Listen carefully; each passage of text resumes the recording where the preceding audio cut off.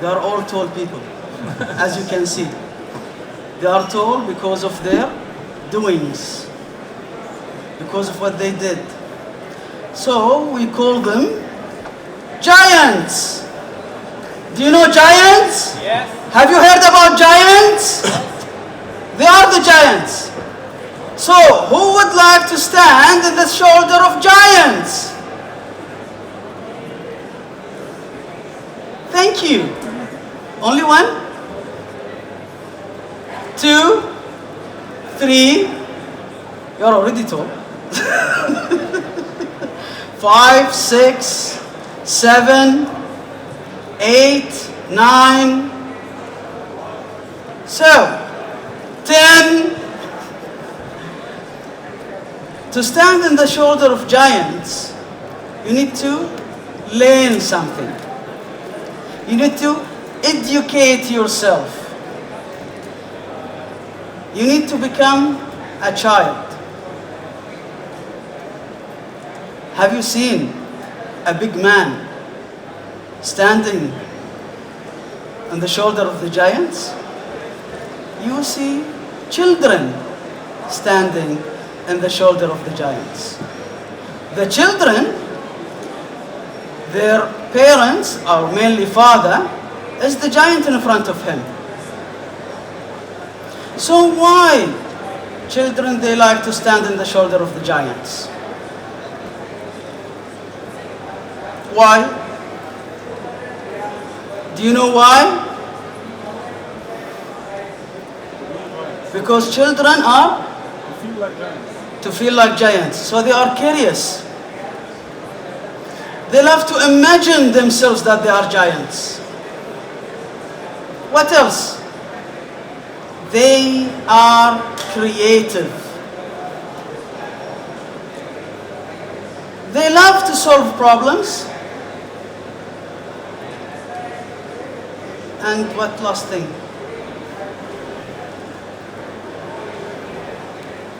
They love to play. So,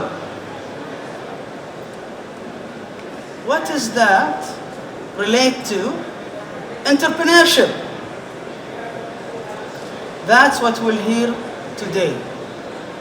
The relationship between being a child with the the mindset of the child and entrepreneurship. Who would like to start? Sure. Please, give a small talk about yourself. I'm Juan Jose Güemes, the chairman of the entrepreneurship. Doesn't it work? Does it work? It is working, but I believe we need them to increase the volume. I'm Juan Jose Güemes, the chairman of the Entrepreneurship and Innovation Center at iBusiness School. iBusiness School is a school that many of you may know.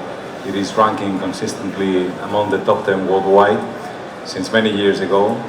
And it was founded by a group of entrepreneurs, and the vision of these entrepreneurs was that a business school shouldn't just work to train managers of existing organizations, but rather to create the conditions to teach, to foster a mindset among students and to allow them to create their own organizations. And since then we work, it doesn't matter the degree or the master program you're taking, you have to put on the shoes of an entrepreneur sometime and behaving, at least from the academic and theoretical point of view, as an entrepreneur. And many of our students finally decide to take the most of their stay in Spain and they build a team, they enroll someone else's idea, or they launch their own ones.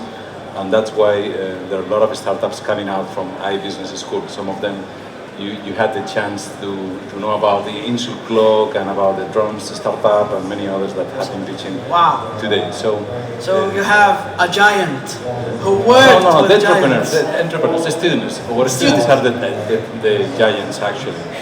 They have been creating. A giant worked with giants. I work for the giants. The giants are IE students and IE alumni. They are from 150 different countries. and they are creating startups all over the world. Wow. Congratulations. Come on, let me hear your claps. Actually, I would like to see more people coming in here. We have an empty space. We would like to talk about, we will talk about education, entrepreneurship, and education in the 21st century. Talk about yourself. Sure. Hi everyone. My name is Imad Saif. So that's EMAD. For the longest time, I thought I was an engineer making a difference until I discovered that I could be an entrepreneur making a difference. So I think I come from a lot of people here who were ambitious about doing things in life, finding meaning, and then you realize that life doesn't work that way. It's very difficult, challenging, and we are affected by the way we were educated, by following a certain path, and you realize you have the power to choose what to learn and where to move forward. So currently, I found myself as a lecturer at Qatar University. I work with the Center for Entrepreneurship, where I'm trying to inspire and help students to learn about entrepreneurship, almost rescue these people who don't fit in certain programs or feel lost, feel the need to do something different. So I try from my experience, my humble experience, and working with all the partners in Qatar to give a different experience to students, give them something that will attract them to entrepreneurship, something that is often misunderstood. It's not only business, it's something much bigger. It's a way to really take control of your life and do something unique. So I'm here, I'm humbled to be here among great giants as well, and hoping to learn from you as well. Thank you. Please, give him a clap. So, how many of you that their fathers or their grandfathers told them that when you want to go to the university, you have to graduate as an engineer, a doctor, become a teacher? I am your father, I am your mother, I know more than you. I know this life. You need to feed yourself. Oh my goodness. Yeah. There is an engineer who turned to become a graphic designer sitting among you. Oh, a big clap for your father.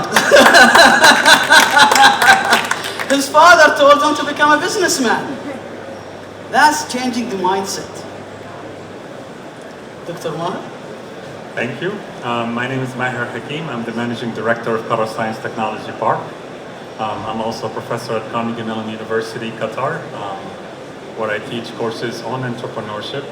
I myself was a tech entrepreneur for about 20 years. I built a number of tech startup companies in the past. I think what could benefit from what we could benefit from education and entrepreneurship is the understanding that not all entrepreneurs are equal. There are different categories of entrepreneurship, and different categories require different kind of tools, processes, learning on how to pursue it. So I'll give you an example. If you love Mexican food and you love to be an owner of a restaurant, you can either open a very nice Mexican food restaurant in Doha and make a very good living out of it, and every day go and meet your guests and shake hands and have a wonderful life. Or you can decide to open an amazing high growth chain called Chipotle, right? The kind of skills that are required to do either one of those are very different. In both cases, you're an entrepreneur. One of them, you want to have what I call a lifestyle business where you can be your own boss, interact with your customers, and that's where you own your own restaurants and you don't really have an aspiration to grow it beyond making a good living. Or on the other hand, you aspire to be the CEO of the largest, fastest growth food chain in the world called Chipotle. And in that case, you need to learn the skills of raising funding, interacting with partners, going globals, hiring teams, building companies, and all of that sort of things. In both cases, you're an entrepreneur, but they cannot be any different from each other. And the kind of skills, the kind of tools, the kind of processes you need to learn to pursue either of those things are different. Their commonality, that you need to be a hustler, you need to be somebody who understands financial means, stuff like that, these are common things. But there are a lot of things that are different. And therefore what I'd like to see in our entrepreneurship education is specialization, right? So I see three categories of entrepreneurship: high growth, tech, innovation entrepreneurship, which requires one kind of education. I see the traditional business type of education, which there's nothing wrong with that. You aspire to be your own boss and build a very good business. And then there's social entrepreneurship, which is another category, where you need to learn different skills and you need to learn different things and different techniques. Fundraising, for example, in every one of these three categories is very different. You know, the entities, the organizations that give you funding in any one of these three different categories is different. And you need to learn who they are and how you can approach them. So I see entrepreneurship education in the 21st century to become a little bit more specialized, right? Where, in fact, it's funny because I'm not sure a lot of the new education is going to even come out from universities or business schools, right? So just last week, the Y Combinator announced their own online school for startups.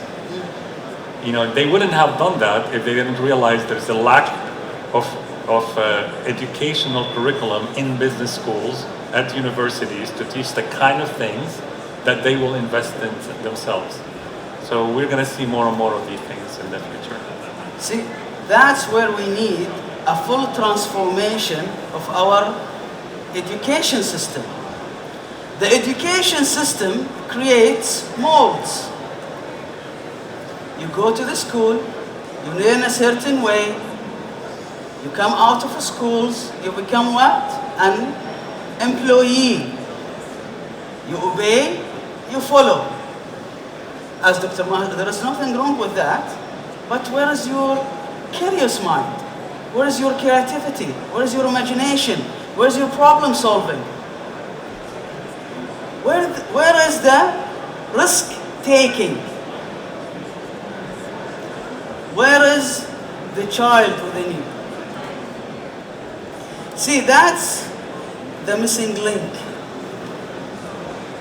in our normal educational system. And I believe... I'll take it. Okay.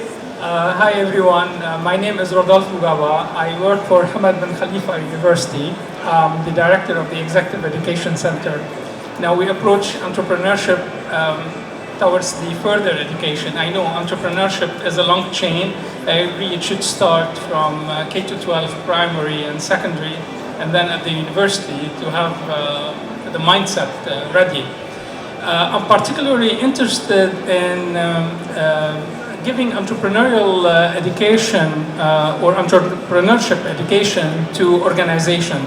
In the organization context, I think entrepreneurship education will help restructure organization, change those rigid structures into calculated risk in order that employees be creative and innovative and take the business to other levels. In Qatar and in the Gulf in general and in the MENA region, I think this region is known by successful family businesses.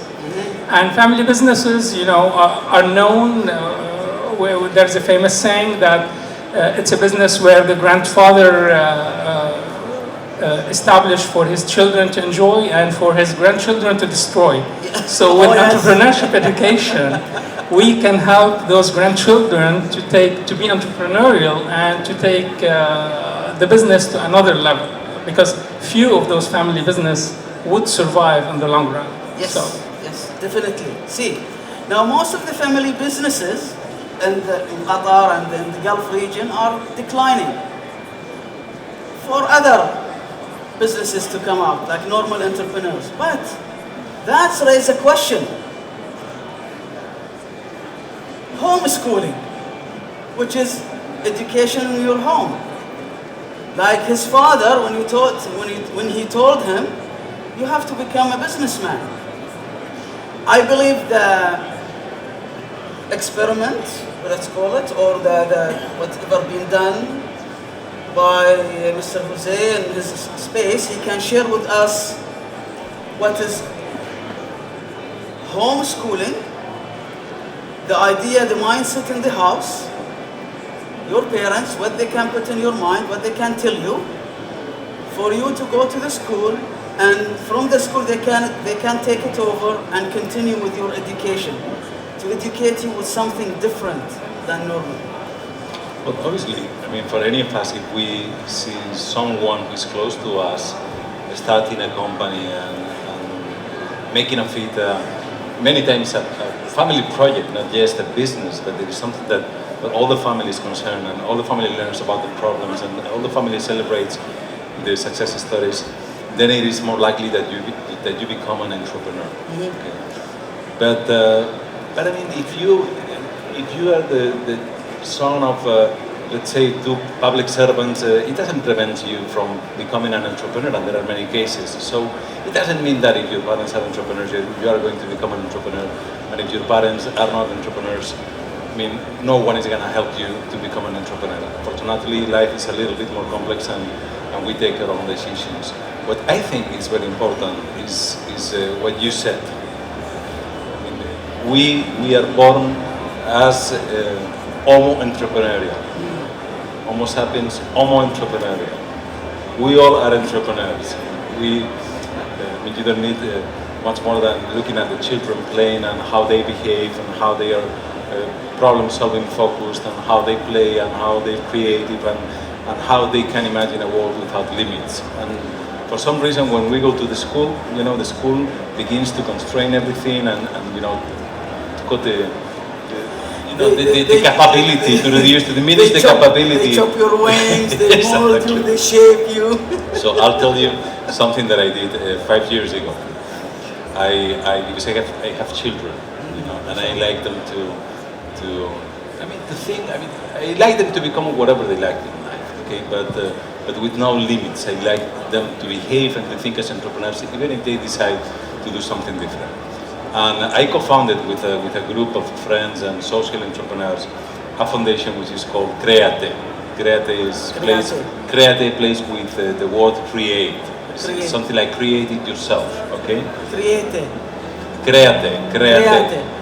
Do it yourself, create it yourself. Wow. Nice. Okay, this foundation trains, develops some teaching materials as well as student materials, and it trains every year more than 100 professors of 5th and 6th grade of primary schools to teach entrepreneurships. And it's not just that we teach them the methodology, but we help them with the teaching materials and everything, and we advise them, we follow them for 3 years until they feel, you know, secure about delivering the programs themselves.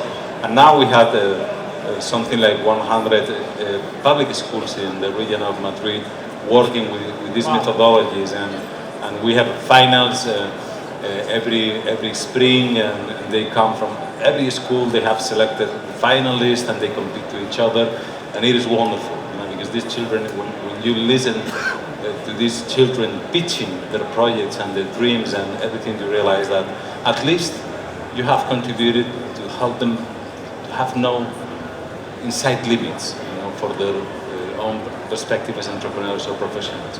And this is important because even if you don't create your own company, because whatever reasons, it's not your vocation, it's not the right time for you or whatever, but you need to think and behave as an entrepreneur, especially in these days where everything changes so fast. Even for existing companies, if you read about the positions that they publish in the newspapers, we need some innovative, entrepreneurial, CFO. It doesn't matter what you are going to do, even if you work for governments. Governments need more than ever people who is willing to innovate and who is willing to accept others' ideas and who is willing to fail, you know. And so we need entrepreneurs everywhere. Unfortunately, there are entrepreneurs everywhere. We need to forget what we have learned and learn again how to behave as entrepreneurs. See? Give him a big clap. Thank you. So now, This foundation, let me just to understand.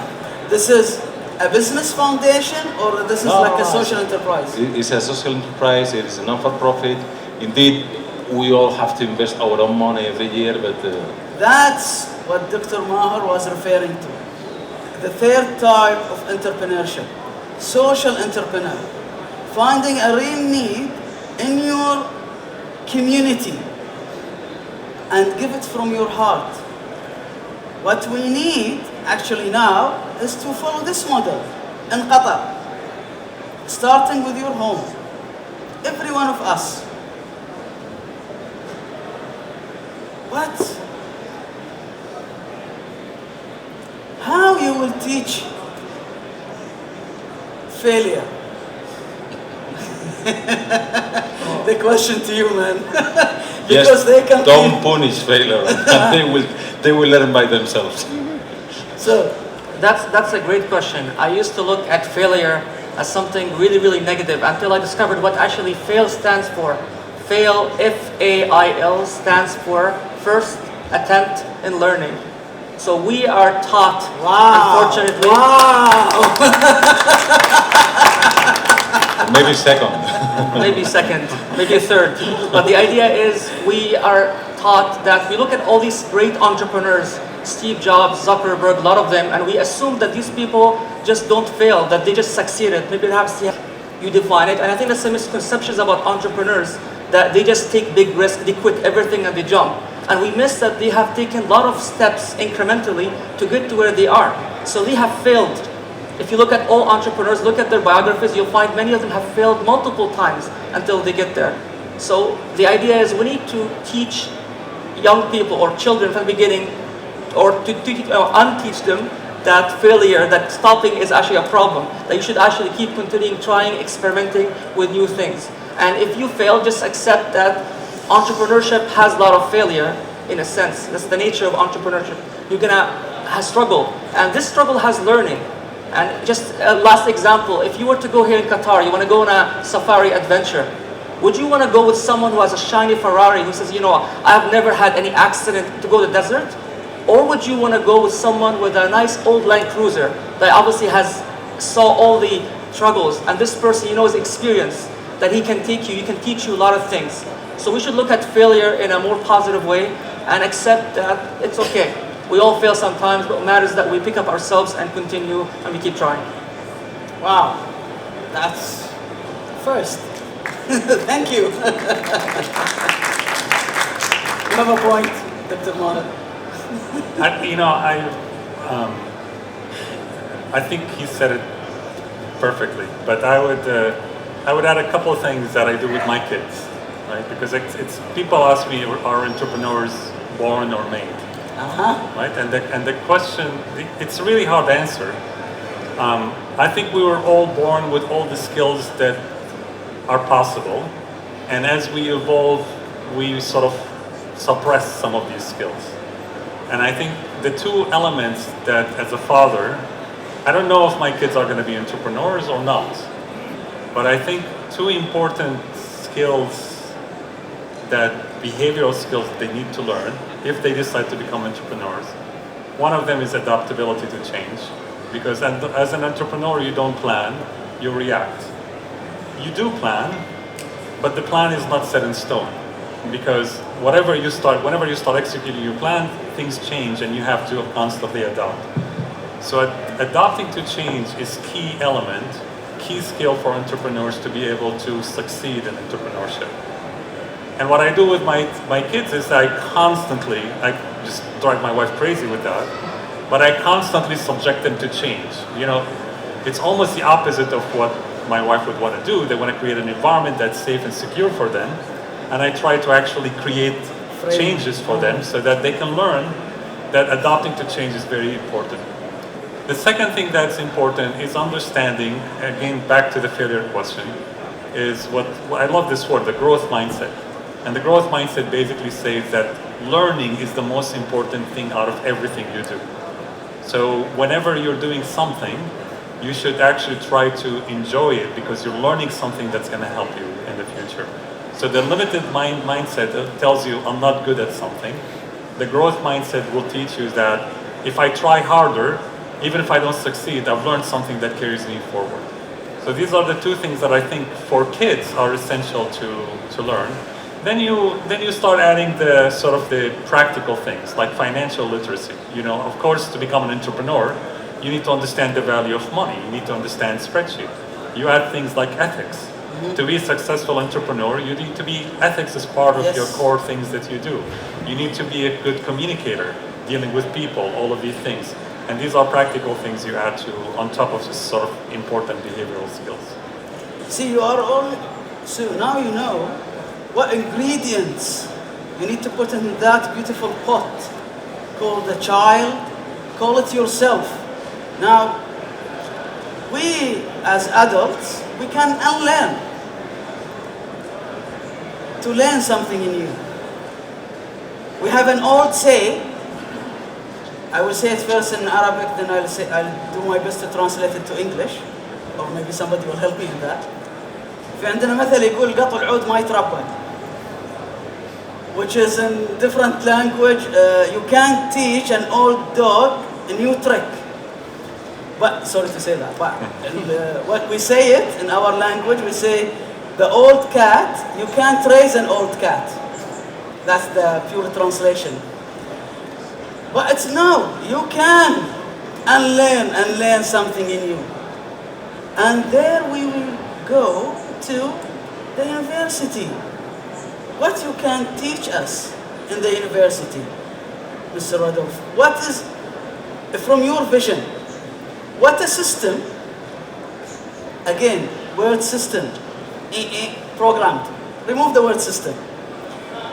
What if a new ways, a new transformational ways of education that you can incorporate in the school, in the university, in our own homes, from your own perspective, that can help in integrating all those ingredients? Yeah, to start with, entrepreneurship education, sometimes there is an old legend that says that it's an oxymoron, like you can't teach entrepreneurship. However, Peter Drucker said once that it's a discipline and you can teach it. It's a structured thing that you can teach along the way. Now, to answer your question, universities are great places for research, and usually spin-offs, usually in the Anglo-Saxon world, they go from universities. Like look at the Silicon Valley. I think Dr. Maher can speak to this more than me about the value of research and how you can take research, and especially when you develop it into applied research. So you need an ecosystem in order for universities to be able to complete the cycle of entrepreneurship education. We need business incubators, we need science parks, and we need people with entrepreneurship attributes. So it's a full cycle. It starts with the K-12. It goes to the university through a different curriculum structure.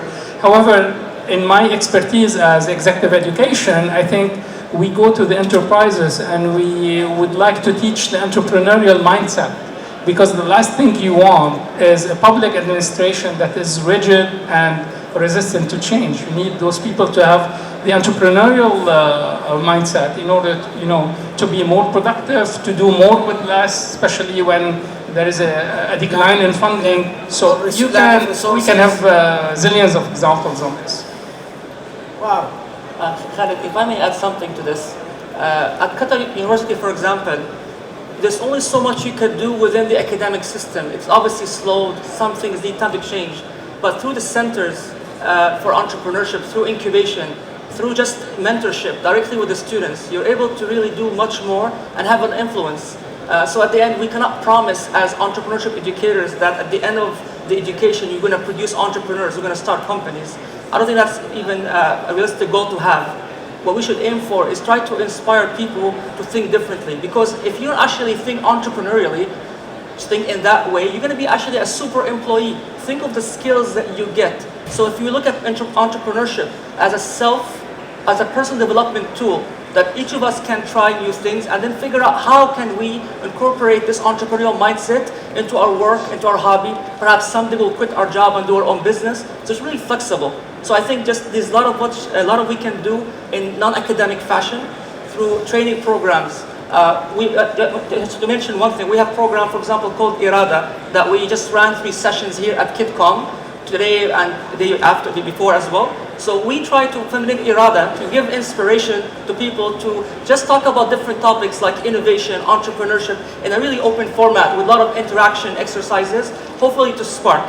And I think this is only the beginning. We're just learning. We're figuring out how can we approach entrepreneurship education, and hopefully with time we'll figure it out. Hopefully, inshallah. Yeah. I can give you an example. Jose Luis, That actually was looking for. I was looking at him. Jose Luis, please come. Please, Sit please. here. Come. Explain in 30 seconds what you are doing, and I will ask you later to share with our friends what did you learn in Basinier program. Okay? Clap first. Please, Give him big a hand clap. to Jose Luis. Yeah, give him the energy. Sorry about my English. I'll do my best. For me, it's very proud to stay in business school in Spain, Madrid. When I arrived there, we are 2 persons, and we have only an idea. And now we are 18, and we have a product that we are going to be in the market on September in Spain, and we are going to internationalize in 18 in May. So Congratulations. Thank you so much. Jose Luis, the problem you found. I'm a and the solution. diabetic person, and we solve a very important thing. We have a device, a system with this device, and this device knows when you put your insulin, the amount of insulin and the type of insulin that you injected. Okay, so this is a very important problem that we solve, because now the people don't know about this, and they forget, and they have the adherence very low, and you have very big problem like amputation, blindness, even the death. Wow. So this that we solve. Wow, thank you very much. Thank you for sharing, and Thank you, Jose Luis. I'm sorry for surprising you. No, it's So the question, Jose Luis, is his background is that he's a journalist. Yes. okay. I'm a journalist, so we have this booth for us in the club. If you want some question to answer, we are here. Oh, very good marketing. This is what they learn usually. yeah, see? So Jose Luis Always grab an is a opportunity. journalist. He was facing a personal problem himself, and he didn't know anything about business. He's not a scientist, but he managed to engage other people with complementary skills. He was passionate enough to really launch the product and to transform an idea into a real business. And now Surclock is one of the startups, top European startups selected by the European Commission, and because it is solving a huge problem with a huge prevalence, as you know well, in the Gulf, and it is doing at a cost which is 1,000 less than the conventional devices that we use right now. So insulina bomb costs something like 3,000 euros, 4,000 euros, and Jose Luis and his team have developed a device that costs 30 euros. Wow. Imagine. Wow. So he's solving a problem, a big problem, Social problem. educated himself using the power of education, got a product, launching it to the market with a cause, which all the ingredients that Dr. Maher was referring to, that for the 3 different types of entrepreneurs. Now they have robots in Area 31. Area 31 is our startup accelerator. And Sheikh Hind came a couple of weeks ago to visit Area 31. And he met Jose Luis and his team and told them, come to Qatar Because and that's what establish the startup in Qatar. And that's why they are here. MashaAllah. Now, is there any one of you who would like to share his story, that who was, let's say, an engineer, or a doctor who was molded in a certain mold, and then he got himself out of this mold? Please state your name. My name is I'm Hamza, Dr. Hamza. Closer. Yeah, I'm from Imperial Training and Consulting. I just want to comment. I was before at the university lecturing in UK, IT practically, computer science, mathematics, but now I'm in leadership, entrepreneurs. I have written something about the 5 M's for entrepreneurship, which most they mention. One of them is the first one is the mindset. Then it's management, money, marketing, and mastery. Mastery, you need to master specialization. But there is one misconception about the university education. University doesn't give you a skill or teach you a skill. People come from, they learn how to think. That's what the role of the university. The university is to teach you how to think. Really? It doesn't matter. I did IT, mathematics, and IT. Now I can talk, I did procurement, I can talk about leadership, about human resources, I write about the subject. I never learned that at school or at the university. So, but what I learned is how to think. And that's the role of the university.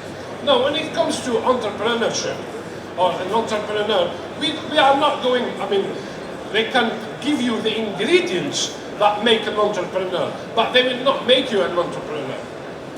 Actually, the word entrepreneur means, I mean, I know it in French, entreprendre. It's to start something, to initiate. It's initiating. So initiative. Entrepreneurship means in taking initiative. So it doesn't matter, you might be, I mean, Henry Fire, one of the, in the management, I mean, he mentions, I mean, part of this, how to, from the different schools of management, they will talk, you will see parts of entrepreneurs. But if we look at the entrepreneurs in real life, Ford, what's Henry his Ford? name? Henry Ford. Yeah, Henry Ford. Henry Ford, Well, Branson, did they study? Steve Jobs, Yeah. Did they study entrepreneurship? Michael at Dell. university? The idea even of entrepreneurship didn't exist. People, they just do the work. But entrepreneurship existed from the day we were born. Initiative is there. That's what it is. And that I think they mentioned both from, I'm happy to hear that the university is up to the level anyway. Because they mentioned all these things regarding what they teach. They know they are not going to give you the skill. The thing you learn them, you mentioned failure, by failure. When you fail, you will learn, oh, if I go here, I will fail. So you try to avoid it. like a child. Exactly. I mean, and thank you very much. Thank you very much. Thank you. Thank you for sharing and contribution. Is there anyone who would like to comment, or is there anyone? Please. I can, and it relates to the initiative, right? So, to me, it's like a question people say, can you teach art? Can you teach somebody how to become an artist? Truth is, you can, but that doesn't mean he will be a successful artist. You can teach me how to draw, and I'll become a good drawer. What separates me from a great artist is the lack of passion, right? So great artists are people who are passionate about art, and therefore they can spend hours and hours and hours every day struggling with drawings and painting, and they enjoy it. What separates great chefs from people who can cook is that last 10% that where they add بالعربي بنقول نفس حط على الأكل, means you did something to it which brought your passion that allowed you to become a great chef from Put cook. your heart in there. And I think entrepreneurship is the same thing. You can learn anything about running a business, but if you're not enjoying the journey, you're not going to be successful, because you go every day at night and say, I don't want to do this tomorrow. And that basically pushes you to not take the initiative that's required to take that last step.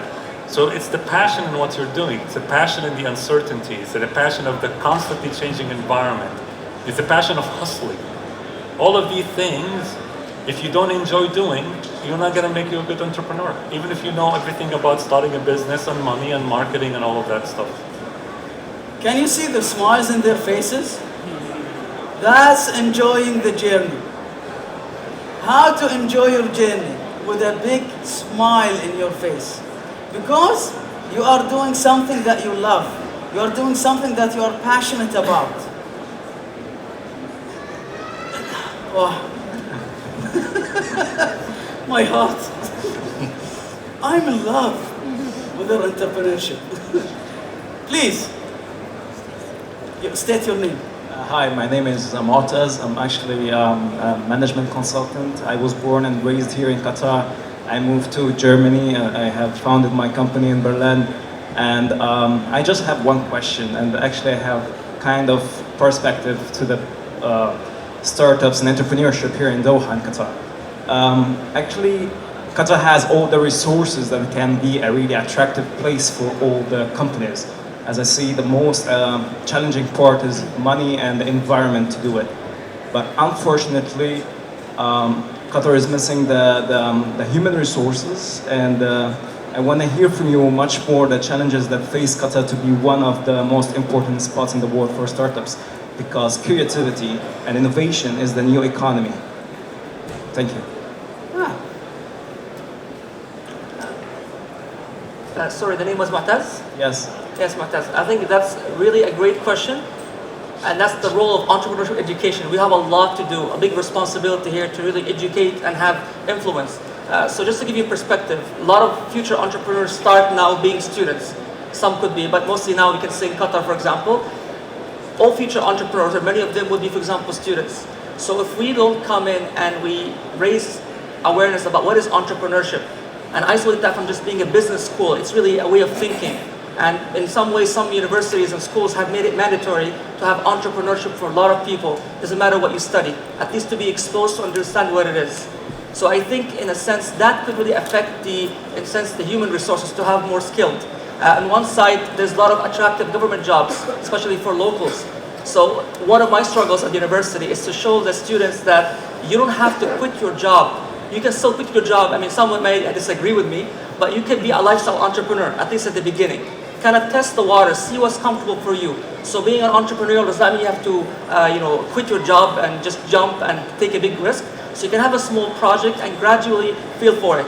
And I think with that in itself, as I mentioned earlier, it helps in personal development. So as you do that, you'll get better and better, and then you'll have skills, we'll have better programmers, we'll have a lot of people with talent here. Instead of outsourcing the jobs outside Qatar, then you will then see a lot of people with a lot of talent. And I guarantee you, from the students FC, there's some really amazing pictures if you've seen earlier. Yes. A lot of amazing people in Qatar. We just have to work on a platform to really show them to the world, because they're really inspiring. And just a matter of time until hopefully you see talent rising more and more in Qatar. Let me push back on your comment for a little bit, because I think we keep confusing entrepreneurship and innovation, and we use them interchangeably, right? So look at Qatar Doha right now. Who are the owners of the hotels, the restaurants, the cupcake shops, the private schools, the car companies in Qatar? They're Qatari entrepreneurs, right? All of these businesses that we take for granted every day, that we use every day, are run by owners who started these companies and their businesses. Not all entrepreneurship have to lead to become a Facebook or become a Google, right? So when we talk about innovation, tech innovation, it's very different from general purpose entrepreneurship. So your question is, does Qatar need to be a leader in tech innovation, tech entrepreneurship to become a successful economy? I don't know if that's the case, right? Right, and then if you want to produce that, then now we go back to the comment about the passion. Tech entrepreneurship now gets a little bit more complicated, because you have to have passion for entrepreneurship, and now you have to have a passion for innovation and combine the two, right? Passion for innovation, meaning that you have to be passionate about getting a diverse group of people who have multiple disciplines, who sit for 24 hours and fight over ideas. That's very hard work. That's outside entrepreneurship. So you add the concept of creating innovation, new products, to the concept of passion for entrepreneurship, and you're looking for a small group of people who actually enjoy life is a hellish life in a tech startup company for 5-6 years with a 95% chance of failure. There aren't many people who enjoy this, right? So you cannot look for societies to produce that if you don't have that, and you don't have to actually build an economy if you don't have that among your people. You know what I mean? So you can always have a very successful entrepreneurship ecosystem that doesn't produce technology products. Khalid, if I may say something regarding Qatar. iBusiness School runs a startup contest since 5 years ago, which is called Mobile Challenge. Last week we had the finals in the World Mobile Congress in Barcelona. Mobile Challenge was created in Qatar. It was originally a local contest that we launched with Oredu and the support of Silatec. Okay? Now it's a global competition. What I can tell you is we get deal flow from almost every country, that the quality of the deal flow we find in Qatar is not different to other regions that you may consider very competitive from the entrepreneurial point of view. Second, meaning if I was Qatari, if I was thinking on how to foster the entrepreneurship ecosystem, the startup ecosystem here in Qatar, I could be thinking about, I mean, there are a lot of differences between Qatar and Silicon Valley or whatever, startup destination you may think of. But Qatar has some competitive advantages which are unique. It is a country which is part of the huge community of talented people, the Arab community. It is a very stable and safe country, in contrast with other countries in the region, with amazing entrepreneurs, but who are not able to develop their own ventures in their countries because they don't find many times the stability and the support needed. So I would be doing something pretty similar to what the authorities of Qatar seem to be doing, which is trying to create an entrepreneurial mindset among Qataris, but at the same time trying to attract talented entrepreneurs from other countries in the region. And of course giving exposure to these entrepreneurs, international exposure, because I can tell you that when you compare this deal flow to the deal flow you can get in other countries in the region, such as Egypt or Lebanon or Jordan or Tunisia, I mean, Qatari startups, Qatari ventures, Qatari projects are as good, if not better, than many of them. That's, at least it's a small sample of startups that submit their projects to a global contest, such as this one, the mobile challenge. But I think that there are not many other samples where you may compare the quality of the very early stage startups in Qatar and other countries. And I can tell you that you may find talented people, the right skills, with the right ambition, and maybe they are missing some exposure to other entrepreneurs, potential customers, and international investors, just to jump and to go to the next level. All what we hear are small ingredients. Putting all that together, having that passion, creativity, curiosity, the fear or not the fear to fail, and among other things are, as you hear, the ingredients of becoming an entrepreneur. And the entrepreneur are grown. You grow them. Entrepreneurs you become an entrepreneur in a small thing or a big thing. An entrepreneur is an initiator. Those are the key messages. Sleep on them. Think about them. Live with them. Teach your children about them. Teach yourself about them. And see what may happen. That may help in creating a new, different future and transformation in our education system. Announce the winners. I thank very much our In 1 minute. giants, so we give them a clap. We are going to announce Thank the you. winners in 1 minute. I thank you all as our audiences and contributors with us who shared the information, and we would like to see you inshallah in the near future. Thank you very much and have a beautiful and pleasant day.